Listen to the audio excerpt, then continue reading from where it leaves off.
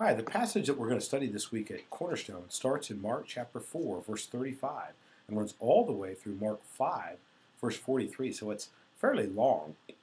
But the passage has three small stories, and all of those stories point to the infinite or the fantastic power of Christ. Now remember that Mark's purpose in writing the gospel is to make the case that Jesus is the Messiah, that Jesus is the Son of God, the Creator. And in this short passage, Mark shows us that Jesus demonstrated while he was on earth that he proved that he has power over nature, that he has power over demons, and that he has power over sickness and death. First, in the first one of the incidents, he's in a boat with the disciples and a giant storm comes up and he's asleep on a cushion. The disciples wake him and they're alarmed, and with three words, Jesus calms a storm that threatened the lives of those in the boat. One of the really interesting things about the story is that the disciples are surprised that Jesus has power over the wind and the waves. Despite all the remarkable things that they've already seen Jesus do to this point in Mark, they were surprised. It actually says they were terrified. But Jesus uses the moment as a teaching moment to teach them more about his power and his dominion over nature.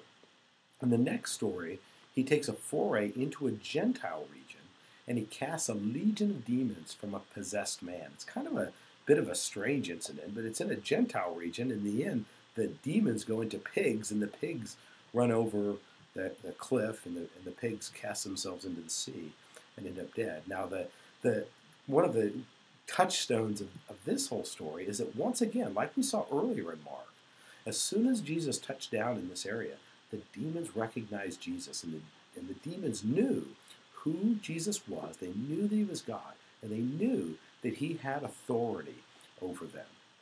In the last one of the incidents, Jesus heals a woman who had been afflicted for years and years. And then, here's a pretty good trick, instantly, he heals a girl who was dead, or at the very least presumed to be dead.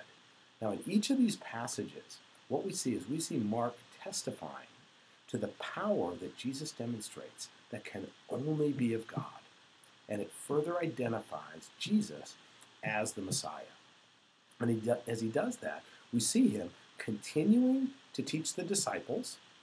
And again, we see the demons recognizing him as God. And importantly, then, we see him interacting with individual people in a remarkably caring way. And what we're going to focus on this week during the sermon and in our discussions are two key ideas from the passage. First of all, that Jesus is infinitely powerful. And secondly, that Jesus is intimately personal. We see Jesus displaying power over nature and demons and sickness and death. We see it play out in these very intimate, personal stories of the people that Jesus interacts with while he's here on earth. In your connection groups, let's talk about the implications of Jesus being infinitely powerful and intimately personal.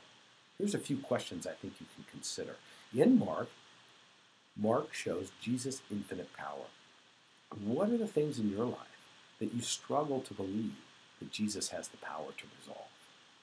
Secondly, Mark also shows that Jesus has intimate compassion for people. What are things in your life that you struggle to believe that Jesus really cares about?